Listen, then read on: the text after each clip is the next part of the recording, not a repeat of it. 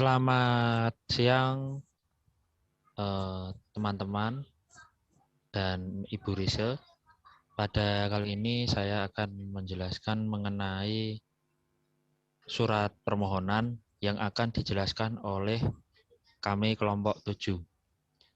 Kami kelompok 7 terdiri dari Agatha Irma, Petrus Dian Agus Nugroho, Zita Aprilia, Meilina Evrim, dan Anindya Widya. Untuk penjelasan pertama akan diawali oleh Saudari Agatha Irma. Silakan Saudari Agatha. Baik, terima kasih Agus. Selamat siang semuanya.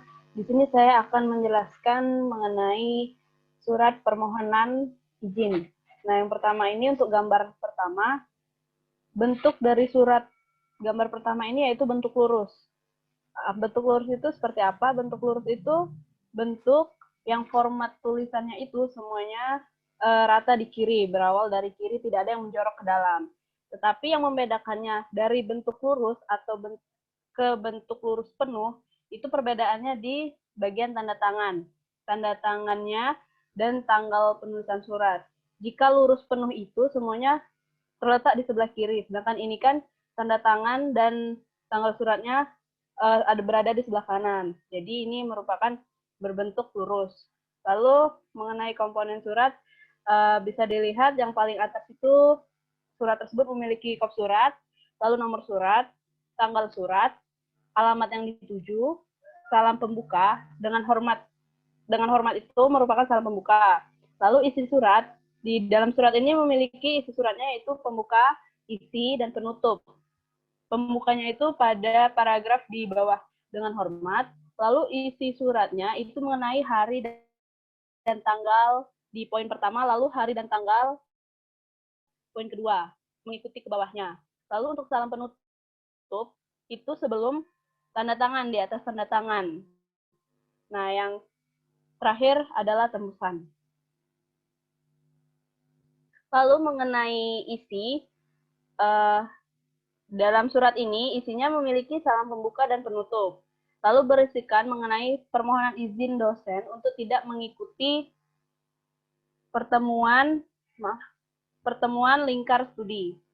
Untuk segi kebahasaannya, masih terdapat beberapa salah dalam penulisan ejaan. Yang pertama itu ejaan seperti izin yang seharusnya ditulis dengan kata izin, lalu terima kasih yang seharusnya itu dipisah.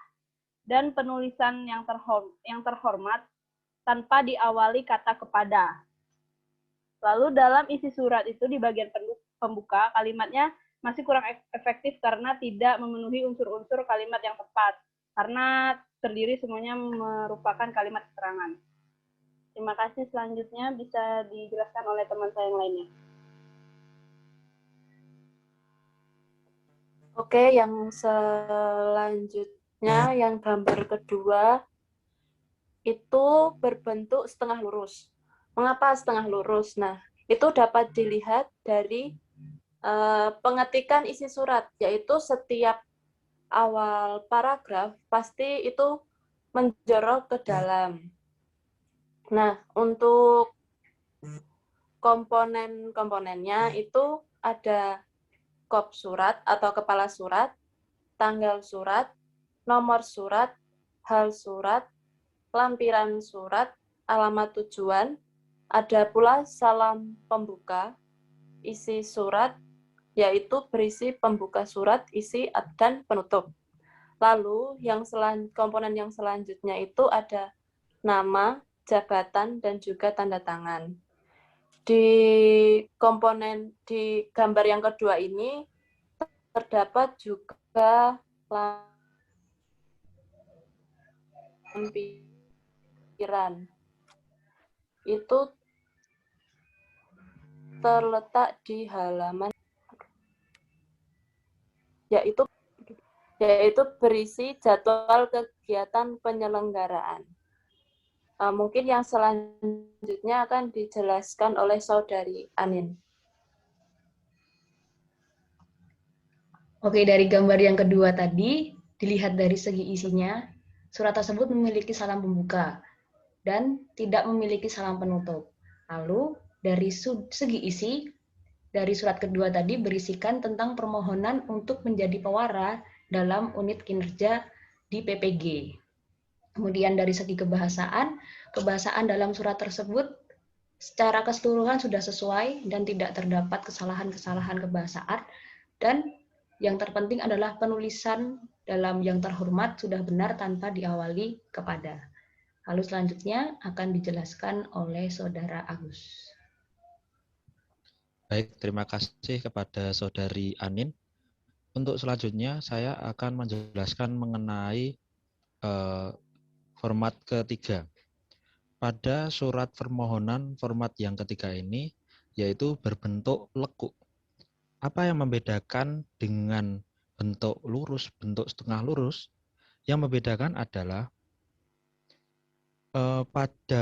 kepada atau alamat yang dituju itu lebih menjorok ke dalam dibanding dengan setengah lurus atau lurus. Dan untuk yang lekuk ini itu terdapat perbedaan pada salam pembuka dan pembuka surat serta penutup itu lebih menjorok ke dalam, sehingga dapat dikatakan lekuk karena terdapat bagian surat yang berada di sisi kiri, tetapi juga terdapat bagian surat yang menjorok ke dalam, terutama yang paling membedakan yaitu alamat yang dituju yang melekuk ke dalam. Kemudian yang selanjutnya komponen dari format yang ketiga ini yaitu yang pertama adalah kop surat. Kemudian terdapat juga nomor surat. Kemudian hal surat juga dilampirkan juga lampiran surat. Kemudian alamat yang dituju yaitu yang saya sampaikan tadi menjorok ke dalam. Kemudian salam pembuka. Kemudian isi surat. Isi surat yang ada pada surat ini terdiri dari pembuka, isi, dan penutup. Kemudian jabatan, tanda tangan, dan nama terang. Untuk selanjutnya mengenai isi dan kebahasaan akan dijelaskan oleh Saudari Mei. Yang selanjutnya, isi dan kebahasaan dari surat permohonan gambar yang ketiga. Untuk bagian isi, memiliki salam pembuka. Bisa dilihat di PowerPoint. Lalu, tidak memiliki salam penutup.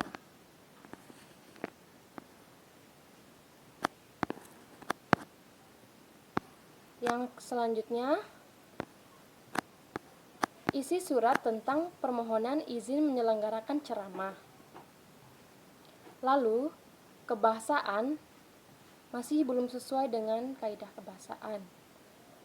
Bisa dilihat penulisan kata kepada sebelum kata yang terhormat. Lalu, penggunaan tanda baca yang kurang tepat. Sekian presentasi dari saya. Terima kasih. Terima kasih kepada Saudari Mei atas penjelasan yang disampaikan. Demikian presentasi kami kelompok 7 mengenai surat permohonan. Semoga teman-teman dapat memahami apa yang telah kami sampaikan. Demikian dan terima kasih.